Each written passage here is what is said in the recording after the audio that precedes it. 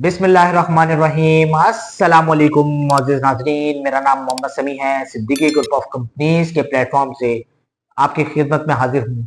साल 2025 की पहली बड़ी खुशखबरी आपके साथ शेयर करने जा रहा हूँ कि रियल एस्टेट सेक्टर की पहली बड़ी खुशखबरी कि 2024 हमारे लिए मायूस कुन साल था और रियल एस्टेट के 40% ऑफिसेज बंद हो गए थे और 2025 आखिरकार हमारे लिए खुशखबरियां लाना शुरू हो गया है। दुआ करें कि इस साल आपको ढेरों खुशखबरियां सुनाऊं। आगे जाने से पहले तमाम दोस्तों से गुजारिश है कि चैनल को सब्सक्राइब कर लीजिएगा, वीडियो को लाइक कीजिएगा और इस वीडियो को व्हाट्सएप पर अपने दोस्तों के साथ जरूर शेयर कीजिएगा।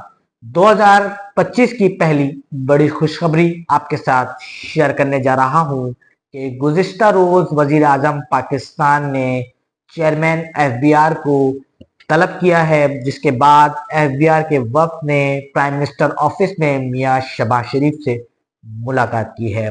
इस पे मियां शहबाज शरीफ ने चेयरमैन एफबीआर से पूछा है कि हम 2024 में टैक्स रेवेन्यू में 500 अरब के शॉर्टफॉल पर क्यों हैं, जिस पर एफबीआर के नुमाइंदगान फट पड़े और उन्होंने प्राइम मिनिस्टर मियां शहबाज शरीफ से कहा कि जिस तरह हमने टैक्सेस में इजाफा किया है ज़राअत पर, प्रॉपर्टी पर और कंस्ट्रक्शन के शोबों पर, इन्हीं शोबों की वजह से हम अपना टैक्स रेवेन्यू जनरेट करते थे, क्योंकि सिंध के और पंजाब के जितने भी लोग हैं वो प्रॉपर्टी में इन्वेस्ट किया करते थे और अब उन लोगों ने प्रॉपर्टी से किनारा कर लिया है और वो अपनी इन्वेस्टमेंट बैरून मुल्क शिफ्ट कर रहे हैं, जैसे दुबई और सऊदी अरबिया, जिसका बहुत ज्यादा नुकसान पाकिस्तान को हुआ है।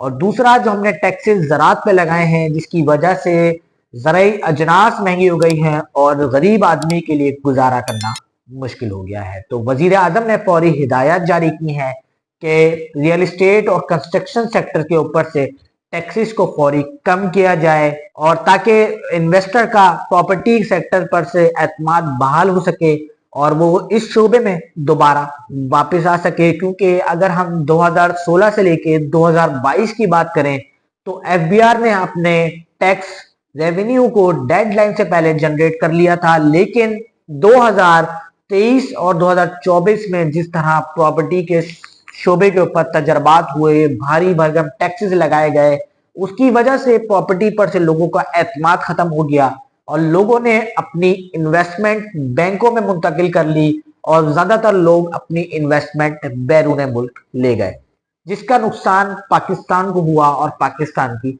इकोनॉमी को हुआ। जैसा कि आप जानते हैं कि एक प्लॉट 4 से 5 बार सेल होता है और उसकी फिर रजिस्ट्री होती है, उस पर जो एफबीआर का टैक्स बनता है उसी से एफबीआर अपना टैक्स रेवेन्यू जनरेट करता है।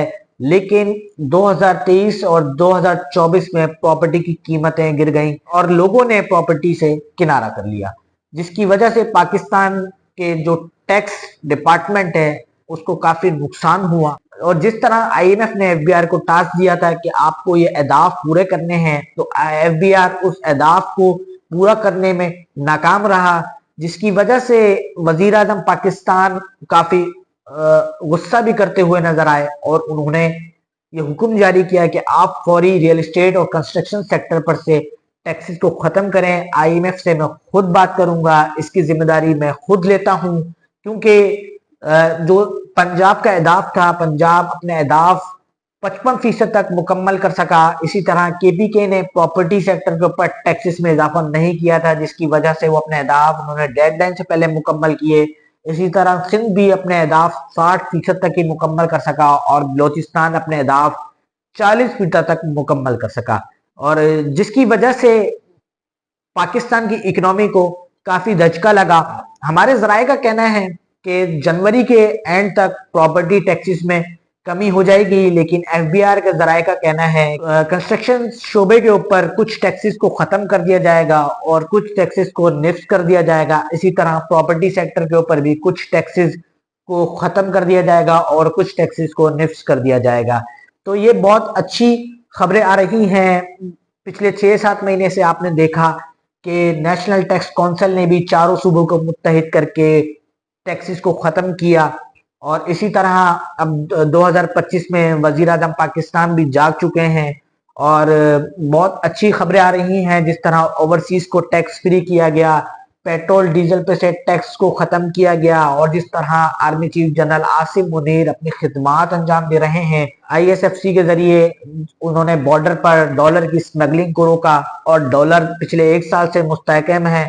तो ये बहुत अच्छी खबरें हैं पाकिस्तान की इकोनॉमी के लिए। पाकिस्तान का स्टॉक एक्सचेंज ग्रो हो रहा है। तो उम्मीद यही है कि 2025 हम सब के लिए खुशियों का साल होगा और प्रॉपर्टी और कंस्ट्रक्शन सेक्टर एक बार फिर ग्रो करेगा। और 2025 में कंस्ट्रक्शन सेक्टर के लिए एमनेस्टी भी आ रही है और उसका बाकायदा काबीना से मंजूरी हो चुकी है, जो 2025 में एक्टिव कर दी जाएगी। ये थी आज की एक वीडियो जो आपके साथ हमने शेयर की। अगर ये वीडियो अच्छी लगे तो उसको ज्यादा से ज्यादा शेयर कीजिएगा। मोहम्मद समी को इजाजत दीजिएगा। अपनी खास दुआ में रखिएगा। अल्लाह हाफिज।